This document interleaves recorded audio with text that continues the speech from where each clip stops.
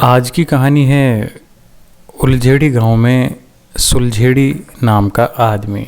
कहानी मॉरलिस्टिक है, हमें नैतिक शिक्षा सिखाती है। तो सुनते हैं स्टोरी को। एक बार एक गांव था जिसका नाम था उलझेड़ी। जैसा गांव वैसा काम। वहाँ के लोग हमेशा उलझी हुई बातें करते जो आसानी से समझ में नहीं आती। लेकिन उन सब के बीच में एक व्यक्ति था जिसका नाम था सुलझेड़ी। इट मीन्स वो हमेशा सुलझी हुई बातें करता और उन उलझी हुई बातों को भी सीधे साधे अर्थ बताकर आसानी से समझा देता। तो एक बार दो दोस्त उससे मिलने आए उस गांव में, लेकिन वे लोग उसका पता नहीं जानते थे कि आखिर वो रहता कहाँ है। संयोग से वहाँ पर एक बच्चा था। बच्चे से उसने पूछा कि क्या तुम सुलझेड़ी नाम के जो व्यक्ति है उसका घर जानते हो? बच्चे ने कहा बिल्कुल मैं जानता हूँ। तो क्या हम वहाँ पर पहुँच सकते हैं तुम्हारे द्वारा? कि बिल्कुल मैं आपको पहुँचा दूँगा, लेकिन इसके बदले मुझे क्या मिलेगा? तो दोनों ने सोचा कि चलो छोटा बच्चा है, इनको चॉकलेट्स दिला देते हैं, इससे मान जाएगा। तो उससे कहा कि तुझे चॉकलेट्स दिला देंगे। कि कितनी दिलाओगे? कि जितनी तुम चाहो। कि मुझे बहुत सारी चाहिए। कहे ठीक है बहुत सारी दिला देंगे तुझे, लेकिन हमें सुलझेड़ी नाम का जो व्यक्ति है उसके घर पहुंचाओ। बच्चा अब आगे आगे चल रहा था और दोनों दोस्त पीछे पीछे। थोड़ी देर में वो सुलझेड़ी नाम के जो व्यक्ति था उसके घर पे जा पहुंचे। बच्चे ने कहा कि चलो ठीक है ये उनका घर है, आप यहाँ पर बैठो और मुझे मेरी चॉकलेट्स दिलाओ ताकि मैं चला जाऊँ। पास की दुकान पर उसको लेके गए। उसे पहले तो 2 रुपये की चॉकलेट दिला दी।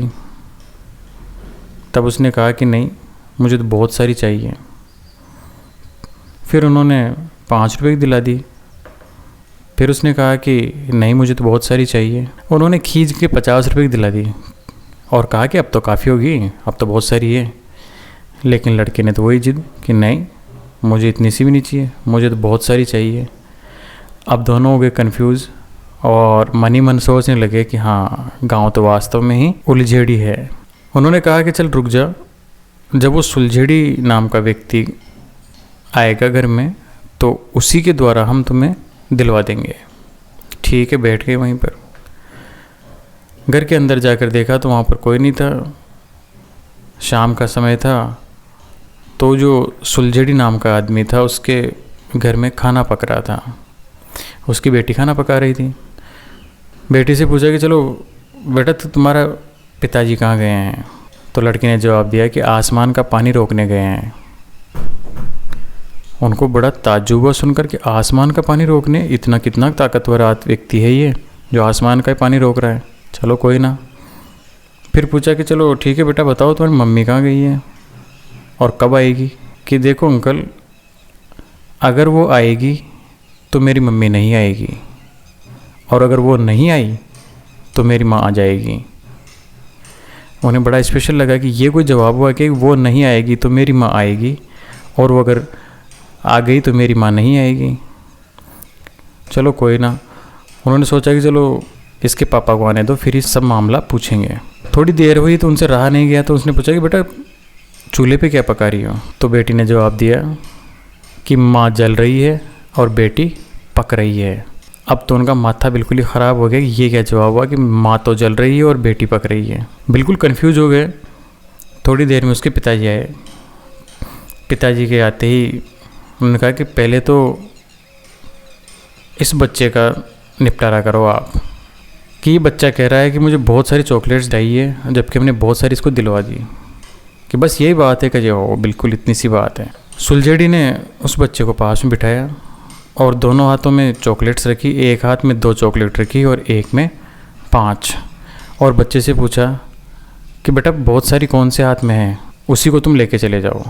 तो बच्चे ने 5 चॉकलेट उठाई और रवानगी। दोनों दोस्तों ने माथा पीट लिया कि बस इतनी सी बात थी क्या? चलो वो तो काम हुआ पूरा। फिर पूछा कि जब हम आपके यहाँ पर आए मिलने तो हमने पूछा आपकी बेटी से कि पापा कहाँ गए हैं? तो इन्होंने जवाब दिया कि आसमान का पानी रोकने गए हैं। तो इसका क्या मतलब था? सुलझेड़ी ने जवाब दिया कि बेटी ने बिल्कुल सही तो कहा है कि मैं चद्दर तानने गया था किसी के, और चद्दर तभी ताने जाते हैं जब बरसात का पानी रोका जाए। तो सही बात है, आसमान से पानी बरसता है तो वहाँ पर मैं चद्दर लगाने गया था ताकि पानी रुक जाए। क्या अच्छा, चलो दूसरी बात का जवाब दो। इसने बताया कि इसकी मम्मी कहीं गई है।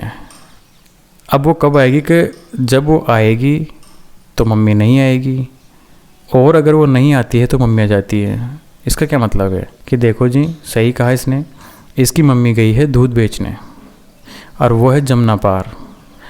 अगर बरसात तेज़ आ जाती है और पानी का बहाव तेज़ हो जाता है, इट मीन्स जमुना का पानी तेज़ हो जाता है, तो वो नहीं आएगी। और अगर जमुना का पानी बिल्कुल शांत रहता है तो वो आ जाएगी। क्या अच्छा, ये बात है। चलो आखिरी बात और बताओ हमें कि हमने जब आपकी बेटी से पूछा कि क्या पक रहा है तो उसने जवाब दिया कि माँ जल रही है और बेटी पक रही है। इसका क्या मतलब है? इसने बिल्कुल सही बताया आपको, बिल्कुल आसान चीज़ है।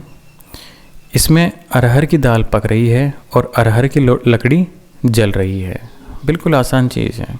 उन्होंने दोनों दोस्तों ने माथा पीट लिया कि इतनी आसान चीज़ हमें समझ नहीं आ रही थी। कहानी का मोरल ये है कि हमारी जो समस्याएं हैं वो भी हमें बिल्कुल उलझी हुई प्रतीत होती है, बहुत ज़्यादा उलझी हुई प्रतीत होती है, हमें आसानी समझ में नहीं आती। लेकिन हमारी लाइफ में कोई ना कोई ऐसा व्यक्ति ज़रूर होता है कि जिससे हम कंसल्ट करते हैं तो हमारी वही समस्याएं बिल्कुल हमें आसान लगने लग जाती हैं और हम आसानी से उसे सॉल्व कर लेते हैं। ये स्पेशल व्यक्ति आपके माता पिता, आपके अध्यापक या आपके ख़ास दोस्त होते हैं।